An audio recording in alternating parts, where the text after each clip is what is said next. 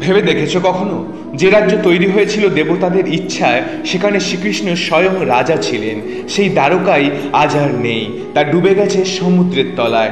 চলুন জেনে নিই সেই অজানা রহস্য। নমস্কার, আমি রোহান, আপনারা দেখছেন তোমার স্বপ্নের ফেরিওয়ালা। দ্বারকার পতনের গল্প শুরু হয় কৃষ্ণের অন্তর্ধান দিয়ে। যাদব বংশ নিজের হাতেই নিজের বংশ ধ্বংস করে দেয়। বলরাম চলে যান ধ্যানে এবং কৃষ্ণ অন্তর্ধান করেন। এই ঘটনার পরেই সমুদ্র উঠে আসে দ্বারকার দিকে।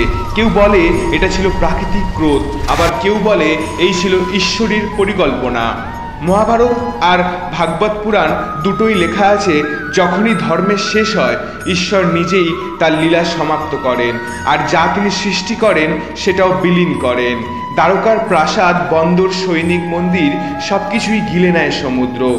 আজও বিজ্ঞানীরা বলেন গুজরাটের উপকূলে পাওয়া গেছে দ্বারকার ধ্বংসাবশেষ। তাই পুরাণ আজও শুধু কল্পনা নয়, ইতিহাসও বটে। ভিডিওটা যদি আপনার ভালো লেগে থাকে তাহলে বলবেন রাধে রাধে, আর চোখ রাখুন তোমার স্বপ্নের ফেরিওয়ালায়, যেখানে ইতিহাস আর আধ্যাত্ম একসঙ্গে বেঁচে থাকে।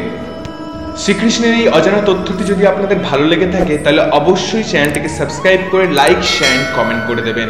ধন্যবাদ।